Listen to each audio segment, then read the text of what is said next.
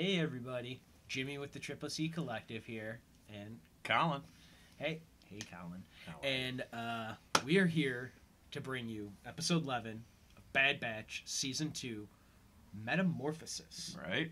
I am stoked for this episode. Right. We got ourselves a horror episode here. We really did, and it's so funny. Just now, before we started recording, we both we were looking at my notes that I have here on on the laptop, and he was like, "Yeah, I said the same thing." So let's just dive into the beginning of the episode. Is just an homage to Alien. Yeah. So the mood's really set with the music. It's really creepy music. You see this spaceship covered in like smoke and dust, kind of careening towards a planet, and you go inside the spaceship and it's abandoned, and it's just it's a scary episode, like from the beginning, and you see this shock trooper kind of walking through the ship alone, and clearly he knows something's following him, and he's running, he's turning left, he's turning right, he's ready to go, and nope, something gets him from above, just like literally a scene from Alien. It was great though. It was super scary. I mean, if I was a kid, I would have been freaking out. I mean, I'm a 34-year-old adult with a father, and Right. I freaked out. So Right. It was great though. It was an awesome opening, and it was 100% an homage to, Ridley Scott's Alien, James Cameron's Aliens, and that's kind of like where it kind of comes to, is like this really is an Alien kind of Aliens like homage in a lot of ways.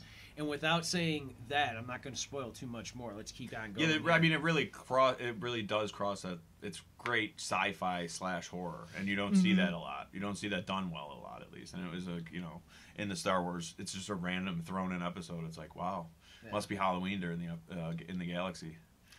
It got creepy. So so you see that, you don't see the creature, but it does show shows that shock trooper getting he's getting eaten. Yeah, he's gone. He's not coming back. Put it that way. Yeah, the only thing he has is that like shock spear that he drops or whatever. Right. But so we leave there and then we go to Tantanus. Yeah, and we're seeing this. Well, we see a fleet, an Imperial fleet coming in. Clearly, there's one important ship coming in, and there's some ties or whatever in front. The escort around it. Yeah. And then we see this is when we meet Dr. Hemlock. Yeah. Who is a weird, conniving little dude. Yeah, right away you could tell he's just the worst. Yeah. Right away I was just like, oh man, this guy's off in all the worst ways. Good bad guy. Yeah, definitely a good bad guy. And so he gets there, he's the rival, and then he's also he's like, all right, unload all the cargo, I've got to go in and talk to the people that he needs to. Exactly.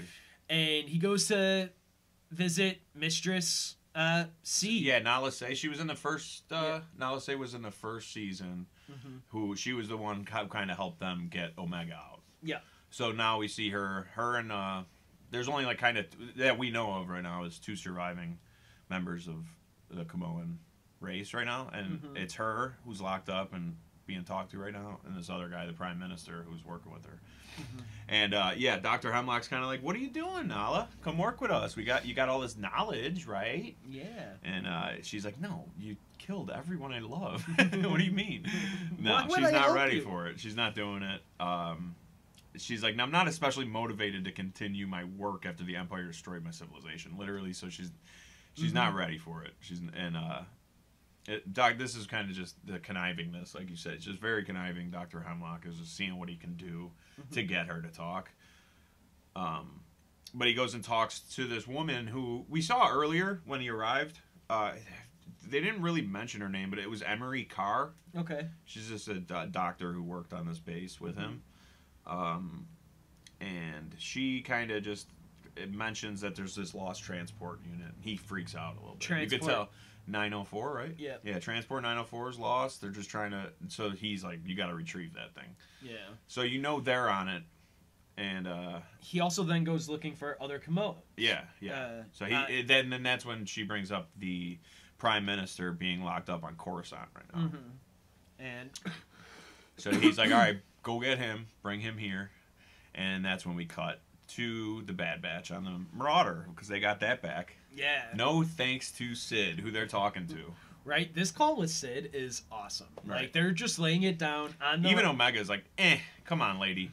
Like, you left us out yeah. there. Yeah. And, like, Omega's all about, like, the team and the family. Positivity so, like, all day. So, like, but to be fair, Omega knows, like, the Bad Batch is the true family. She was almost maybe kind of sort of willing to, like, let Sid into that circle because she's Omega. And she's got a big heart. And that's what she's willing to do. And, like, part of, like, you know, her as a person. Anyhow. Right, if it wasn't for Nala Se kind of going out of her way, so she's kind of got that in her, like, I gotta help people. Yeah, and Sid keeps giving them jobs that allows them to like eat and stuff. So that last one, she really saw through it. And, I mean, ever since the episode with the speeder, you know, when they were racing on that planet, that's when we were really like starting to squint at Sid a little bit. Me and you got sus of Sid real quick, you know. Yeah, it was like a little sussy. Yeah, a little sussy Sid. Somebody's sus here. Yeah.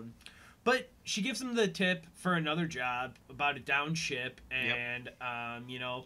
So clearly, there's two factions working for the same boat right now. One of my favorite things about this, though, is the negotiation. Yeah. Her horrible negotiation. Of where she has no negotiation. She's like, for this one time, I'm willing to give you guys 30%. And Tech's like, that's our normal cut. That's what we got. Yeah. So, which is horrible, by the way, because there's how many? There was 5 of them at the beginning. Not 4 of them. Like, it's a horrible cut. 30% for awful. 5 people. Anyway, so she immediately goes, no, okay, the higher she makes it down to 50%. Yeah. Which is still not great, but it's better. It's definitely better. Yeah. But it seems like she just doesn't care about them at all. She doesn't give them any information about this. There's basically only where it's at, coordinates of where it's at, and it just seems like she's almost working against them. If I'm being honest, it almost seems like every time Sid gets a tip for them, it's like she just arm wrestled the information out of somebody. Just beat somebody in an arm wrestling competition, and she's like, all right, tell me what you know. And he's like, it's a down ship in this sector. Exactly. And that's all she got. And that's all he was in so much pain. Yeah. It makes sense because she's clearly doing something to get this information, working with someone who is not okay. Right. Because these past 2. Is it the V character or Fee? Wanda Sykes? Hopefully not. Maybe? I hope not. Maybe not. I hope not. I hope she stays a neutral, good kind of character. You know what I mean? Yeah. I like her more. So Sid can go bad, and I would feel bad, but it would be more fun if if Fee went bad too. She's already kind of bad. You know what I mean? And so is Sid. To be fair. You know, she's kind of working with unsavory people. But anyway, so they're going to go on a scavenging mission, basically. They're just going to round up some extra gear from this down ship that we saw at the beginning. Yeah. That we know has something on it that they don't want to see yet. Has a creature of an unknown origin on there. Yep. So they land on a planet. The planet has a nearby village on it, and so that nearby village, like, you know, they're like, oh man, how did like people like figure it out? And Tech's like, well, the village right there is probably called it. Is probably what called in the meteor of the down thing here. The walk through the forest, I'm not gonna lie, I really expected almost more to happen on it. It's like you see them land. I know what you mean. You see them land. They get off the ship. They walk into the forest. You see like one shot of them in the forest, and then they just. They were doing really cool angles too in the forest, so it really felt like something menacing. But that was kind of setting up for just the remember, we're in a horror episode, but it's like night, it's dark, and so they finally get. I know what you mean when they finally get to the ship. It was like, oh, I thought something was gonna happen. Yeah, I thought we were gonna get like a jump scare, but you know what? Maybe this is that like thing that Spielberg always said, like the do the unexpected. Well, no. Don't hold off on the jump scare. Yeah, right. Don't do the cat. No black cats. Don't just waste the jump scare and then give people that relief right away. But this was like relief. Okay, they made it to the ship fine, and then so it was relief without giving you like a comic relief.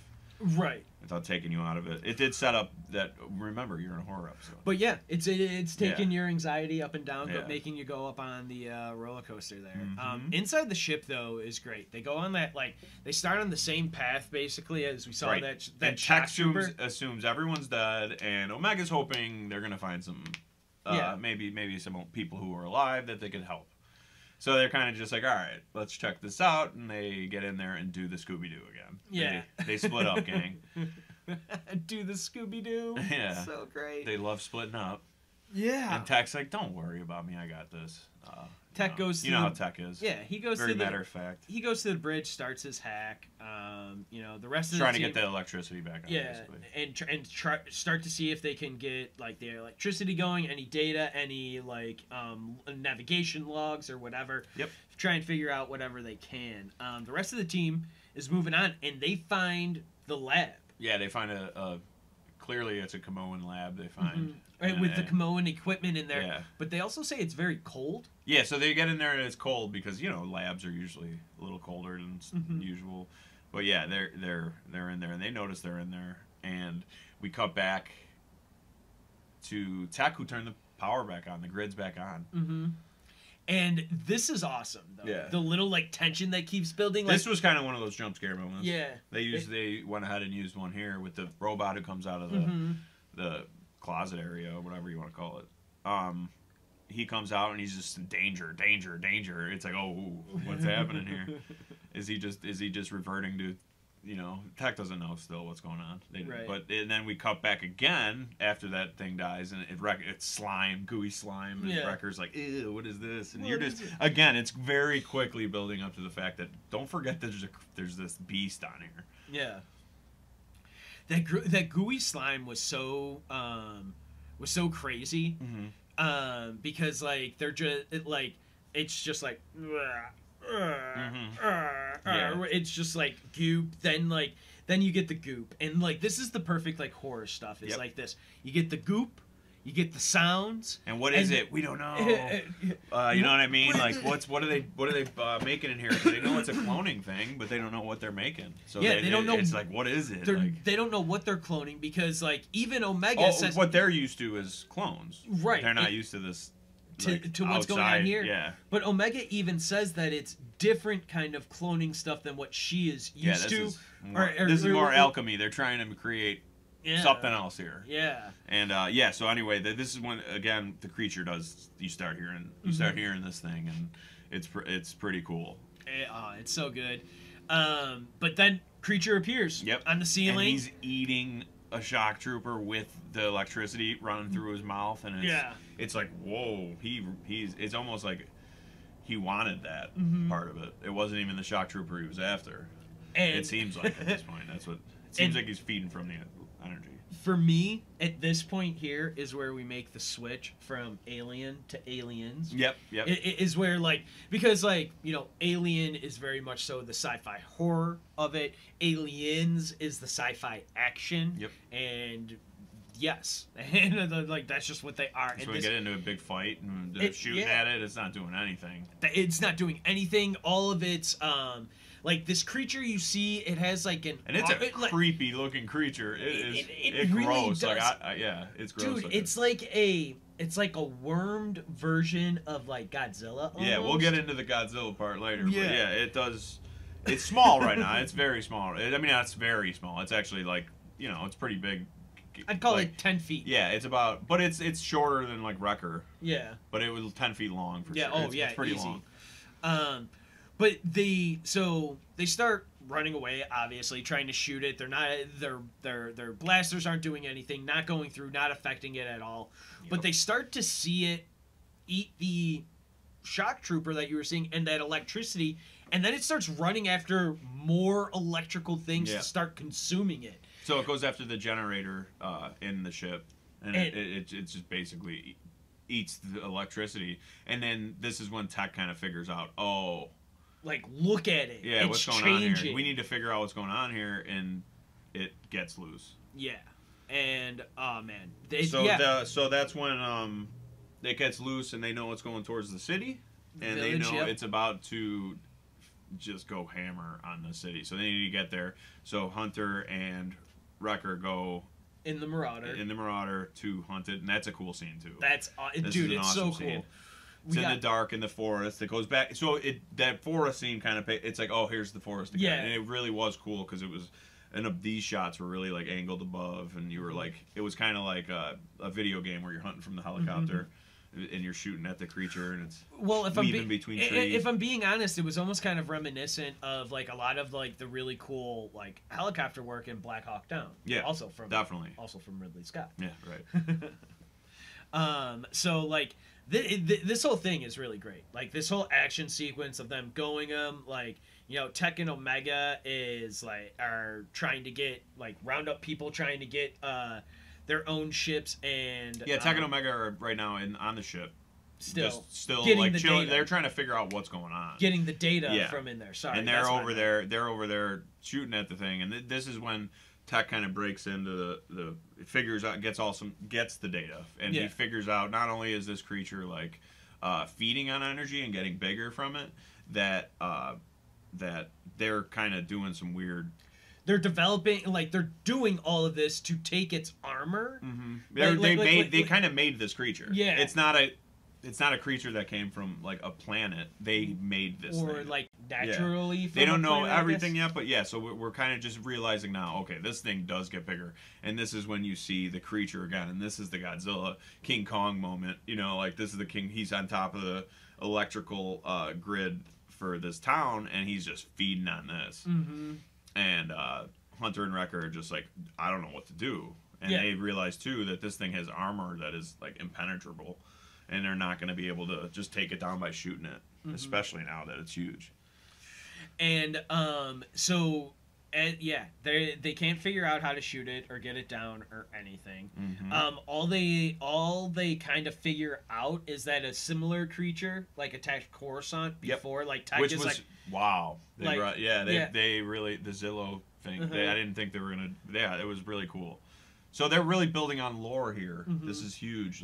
This whole episode is really expanding on a lot of lore, from the Camoan stuff to to the Coruscant creature that attacked on Coruscant. Anyway, yeah. So this is a creature that's been seen doing stuff on other tearing stuff down. Yeah.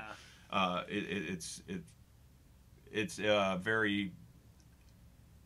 It needs to be handled as quickly as possible, and Wrecker and Hunter aren't going to be able to do it. Yeah, they're not able to do it by themselves. But the other thing that throws a wrench into this plan. So we've got Hunter and Wrecker in their ship.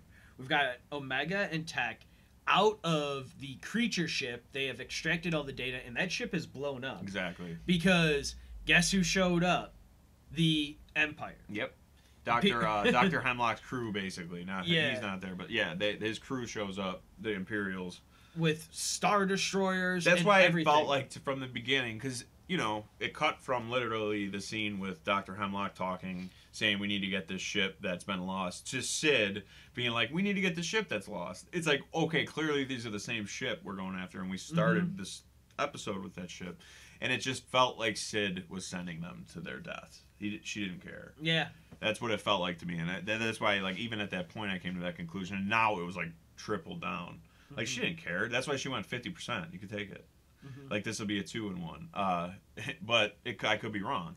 And then, this is so the Empire flies in, and immediately they don't shoot at the monster. You notice? Yeah. They shoot right at the electrical grid. They're just taking its source of food and energy away from it. Completely. Yeah. So.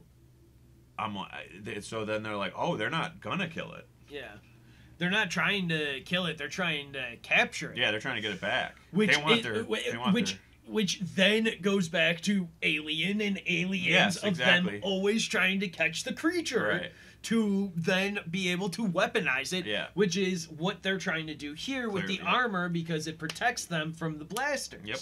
So they come down and get the big claw machine. I was expecting the aliens from Toy Story to be there. The big claw machine grabs this big Zillow beast and just basically scoops it up onto their big giant plane, and they put it into this liquid stuff, just like you kind of see in the Rise of Skywalker and stuff like that. Yeah. Right, was that it? Well, anyway, you see it in the newer movies where the clones are kept in this liquid stuff, and you've even seen it on Mandalorian. So you've seen these back-to tanks basically, but this one's a giant one that they put the Zillow Beast in. Yeah. And you also see the Imperials rounding these people up. Yeah. as if they did something wrong. Yeah, this is weird. So yeah, we get the like back to tank looking for the creature, but then we get the Imperials, rounding up all of the as all the chaos was going down before, they're rounding up all these villagers, and it was just weird. It was a weird moment. I'm like, what is going on there? And yeah, they explain it in a minute. So this is when they're back on the Marauder now. Yeah. And they're talking about what to do. And Hunter looks angry. Omega looks confused, but Hunter looks like ready to go. Yeah. He's like, all right. So they're talking about the data and what it means, that they're trying to turn the Zillo Beast into a weapon, and that they've already pretty much used it as a weapon. And this was just like what happens when that weapon gets loose. Yeah. So they know that this isn't the last time this thing will be used if they don't do something about it. So Hunter's like, let's send this info to Echo and Rex. Well, and they found out, like, aside from sending the data from Rex and Echo, they're also, like, it turns out that, like, because we saw the destruction of Camino and everything. We saw it happen by the Empire, and then we see, like, we saw the Emperor actually show up in an earlier episode when we were there with the Senate and everything. That's actually where we see Nala Se as well. We see her there. And that's where she kind of starts. That's where she actually makes her turn from being completely complacent and neutral, to then officially actively helping the Bad Batch and stuff. So that was really great to see that. But we get the realization that the Empire doesn't want to destroy the clones. They want to control all of the cloning. Yeah, their whole reason for ruining the Camoan facility wasn't to end it; it was to control it, to control the program. So that's very interesting. And it's not necessarily that the clones that are out there they want to control. They want to control anything that gets created from here on out, right? Including this Zillo Beast. That was actually sanctioned under when it was still Palpatine was still a senator. Yeah, it was that's when this beast was sanctioned. So they're like, oh, this has been going on for a while. Yeah. Well, because then it's all roads go back to Palpatine. Yep. Like through his undertaking and everything like that. But when we're back on Tatnus, we get the typical rundown. Hemlock, the creature is secured. Awesome. It's like somewhere under. It's like in a jail cell, basically. Yeah, but it's in that mountainous. Let's talk about how cool those mountains are. Yeah. That they basically carve out and turn into a structure. It was very cool looking. That's so sweet. So it's locked up, and this is when they're like, oh, we got that other Camoan. Yeah. What about our other guest? Yeah. Has he arrived? Arriving now, sir. Yep, perfect timing, actually.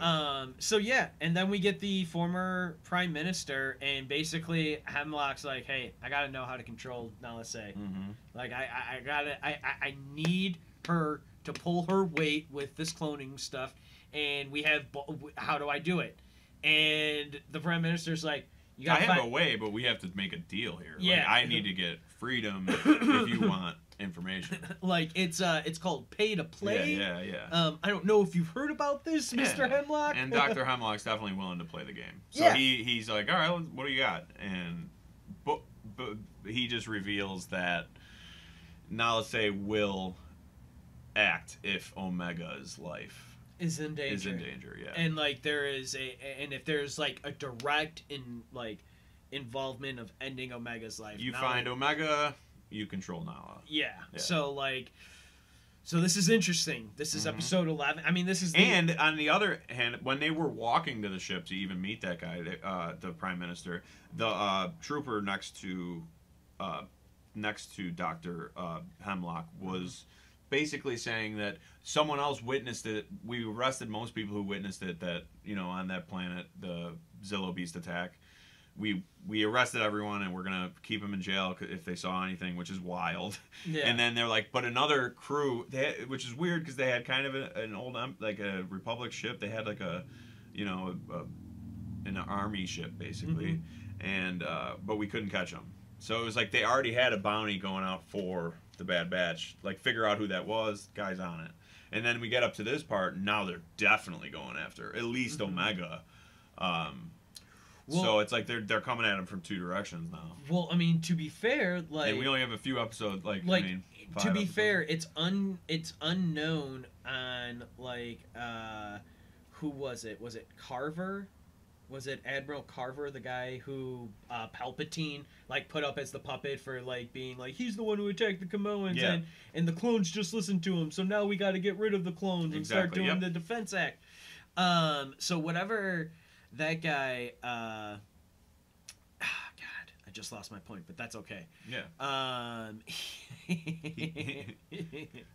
Yeah, you think because his storyline kind of didn't end, but it could have. You know, right? He's locked up in jail, but I feel like that he's useful because he got screwed. So why wouldn't the Bad Batch try to use that unknown. Okay, right? That's great that you said it because I just remember what I was going to say. It's unknown if due to his lying and like being like used as the puppet by the emperor that way, is it also known then that the Bad Batch is actually alive, or because he had those documents changed to say that the Bad Batch is dead, killed, no longer there. So like with like Admiral Carver or whatever his name is being arrested and all of that stuff, like did that lie come out? Is it still knowledge only to him? I think so. I do think so.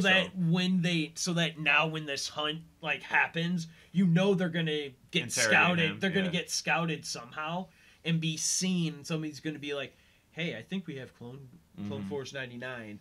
And then, like, that's where we'll see the one dude, if we see him show back up again. Yeah, but the fact that they signaled out to Echo and Rex, Hunter seemed so angry there at the end, and Omega was like, what are we doing? Like, it very much seemed like we're going on this new path, and the fact that we don't have that many episodes left, and they just mentioned Omega like that, I don't feel good for Omega in the next couple episodes. We've got 12, 13, 14, 15, 16. Yeah. We've got 5 episodes left. I think 12 and 13 drop together. I think 14 solo, and then I think 15 and 16 drop together, I believe. Right. So it'll be wild. It's wild stuff. I love this. This was so good. This episode was so awesome. Yeah. I love it. It added a lot. Yeah. I love the Bad Batch. It's so good. It's been such a fun show to watch. Yep. And so with that, we're going to wrap up. I am Jimmy with the Triple C Collective. I'm Collin with the Triple C Collective. We hope you all stay safe. We want to thank you all for joining us. Please like and subscribe. And, of course, may the Force be with you. Peace.